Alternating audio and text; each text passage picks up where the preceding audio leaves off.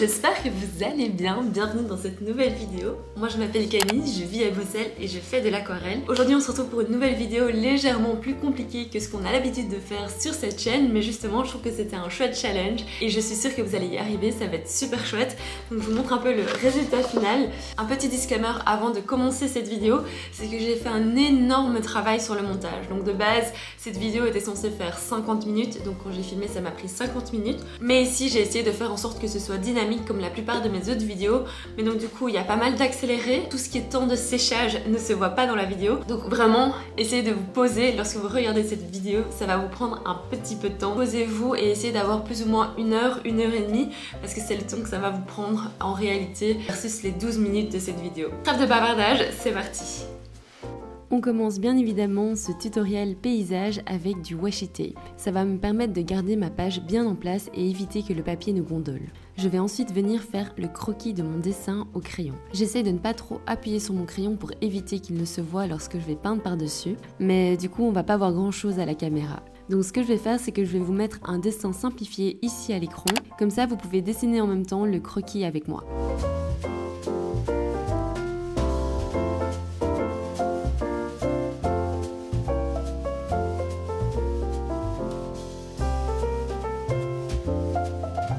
Je vais maintenant venir utiliser du liquide de masquage pour venir recouvrir toutes les parties que j'ai envie de garder blanches. Et donc ça va être principalement toutes les parties de neige. J'en mets sur le toit de mes maisons, mais je vais également en mettre sur le bout de mes montagnes, ainsi qu'en avant-plan sur mon sol pour créer des espèces de mini amas de neige.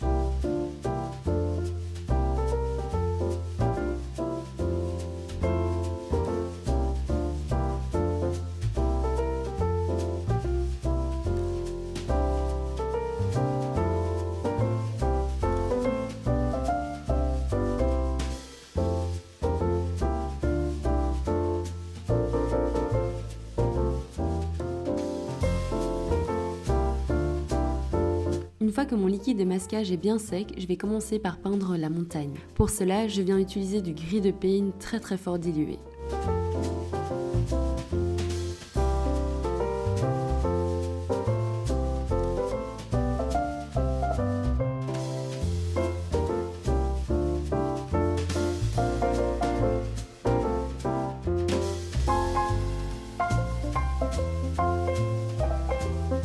Tant que c'est encore mouillé, ce que je vais venir faire, c'est que je vais rajouter un petit peu plus de pigment sur les bords. Cette technique très simple va vous permettre de créer un petit peu plus de dimension sur votre montagne. Faites cependant attention à ne pas rajouter trop d'eau, cela pourrait vraiment créer de grosses taches.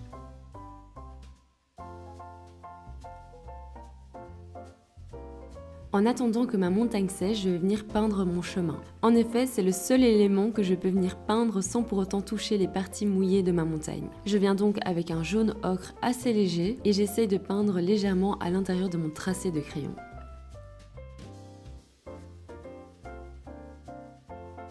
Une fois que ma première couche est complètement sèche, je vais venir peindre le sol. Comme j'imagine qu'il vient de fraîchement neiger, je vais venir rajouter des petits amas d'herbes tout en laissant des petits espaces blancs. Essayez également de garder en tête que là où vous avez mis du liquide de masquage, ça va faire des gros amas de neige. Je vais aussi essayer de jouer avec les nuances de vert. Cette partie va vous prendre un peu plus de temps à peindre que d'habitude, mais essayez de ne pas la négliger. Plus vous le faites à votre aise et plus le rendu sera incroyable. Je vous promets, tout est dans la patience dans ce tutoriel.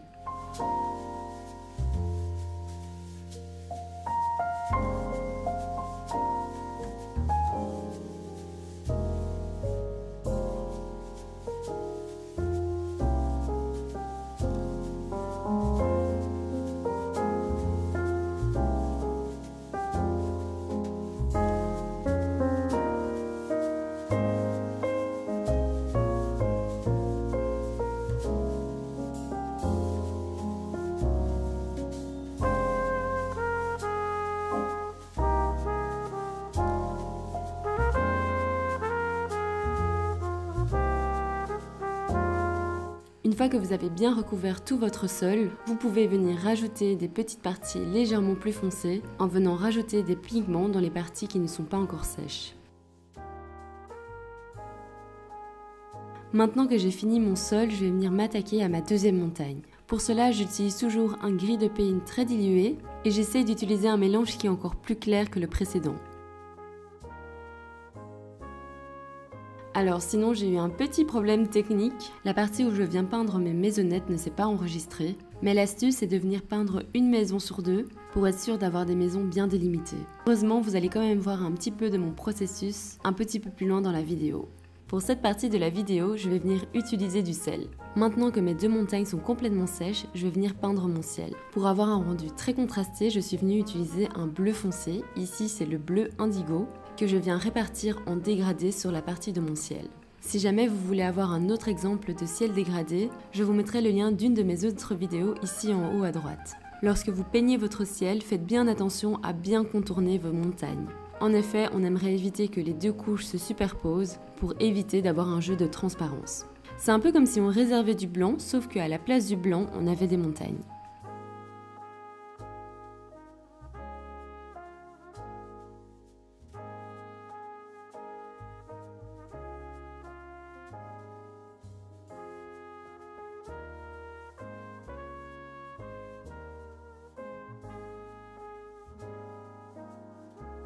Une fois que vous avez fini la couche de votre ciel, venez directement mettre des petits grains de sel. En séchant, ceux-ci vont former des taches blanches qui vont venir faire d'office de petits flocons de neige. Vous allez voir, cette technique est assez magique. Lorsque ma première rangée de maisons est complètement sèche, je vais pouvoir venir peindre les maisons restantes. Pour ça, j'essaie toujours d'être aussi précise qu'avec mes montagnes pour éviter de créer des superpositions entre les différentes couches. Lorsque l'on peint des paysages, c'est vraiment super important de faire attention à ces différentes délimitations. Et si au début ça peut vous sembler difficile, vous allez voir qu'au fur et à mesure que vous peignez, vous allez vraiment maîtriser la technique.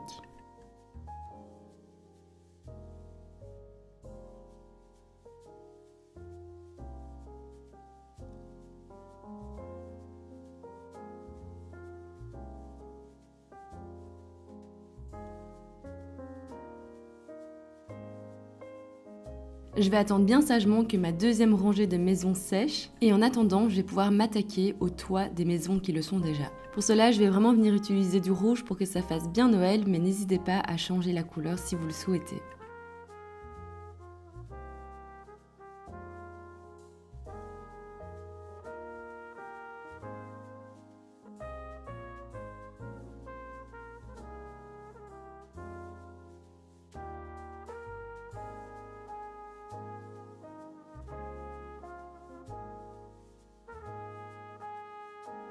Maintenant que les plus gros aplats de mon paysage sont complètement secs, je vais pouvoir venir enlever le washi tape. En effet, pour tout ce qui est petits détails, j'aime bien pouvoir bouger ma feuille, ce qui est forcément pas possible lorsque celle-ci est collée à la table. Une fois que toutes mes maisons sont sèches, je vais pouvoir venir y rajouter les briques. Pour cela, je vais venir utiliser un mini pinceau plat. Celui-ci, c'est un Da Vinci Forte basique. En termes de couleur, j'essaye un peu de varier les différents brins que je vais venir utiliser pour mes briques. J'essaye aussi de légèrement les espacer, mais vous pouvez très bien faire toutes les briques de la maison. C'est juste que ça prend un petit peu plus de temps et le fait de faire quelques briques par-ci par-là, je trouve que ça donne déjà pas mal.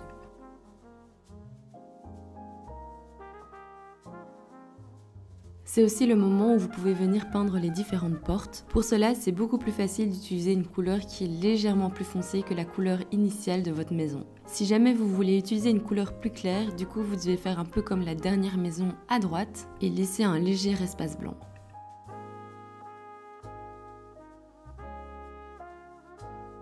Je vais maintenant venir ajouter un très grand sapin en avant-plan et je vais venir utiliser du verre de périlène. J'utilise la pointe de mon pinceau pour tracer la structure de mon sapin et je viens ensuite faire des petits mouvements avec mon pinceau pour créer les branches du sapin. Essayez de bien varier la pression que vous mettez sur votre pinceau, ça vous permettra d'avoir différentes textures dans votre sapin. Dans ce cas-ci, j'ai fait un sapin, mais vous pouvez très bien imaginer d'autres éléments à mettre en avant-plan. C'est juste que je trouve ça beaucoup plus simple de faire quelque chose de monochromatique, plutôt que d'avoir un élément avec plein de couleurs différentes.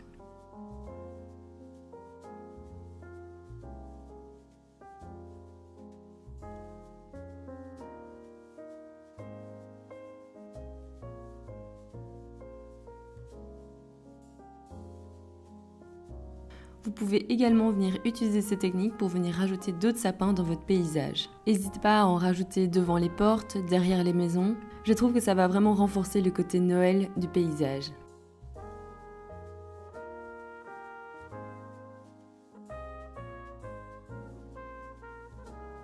Maintenant que mes montagnes sont sèches, je vais pouvoir venir enlever le liquide de masquage. Pour cela, j'utilise des petits mouvements circulaires pour enlever le liquide de masquage. Vous pouvez également venir utiliser une gobe, mais faites attention à ne pas frotter trop fort pour éviter d'abîmer le papier. Je pense que c'est à ce moment-là que je me suis rendu compte que je n'avais pas peint tous les toits de mes maisons, et du coup je suis venue vite peindre le reste avec mon pinceau.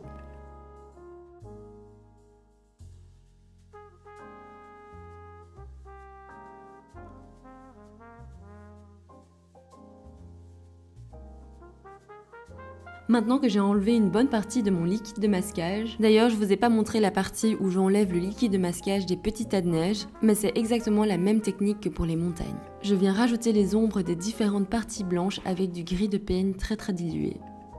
Et comme mon sel est complètement sec, je vais pouvoir venir enlever les grains de sel que j'ai mis au préalable. Et bien sûr, vous pouvez évidemment les laisser si vous aimez bien le rendu un petit peu 3 dimensions. Je vais venir ensuite rajouter avec mon pinceau le plus fin tous les petits détails sur les maisons.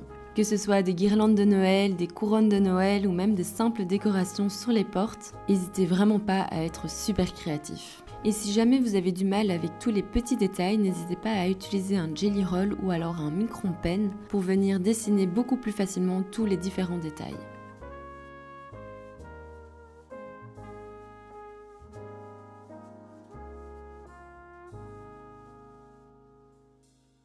Une fois que vous êtes satisfait de vos maisons et que celles-ci sont entièrement sèches, vous allez pouvoir venir enlever le liquide de masquage.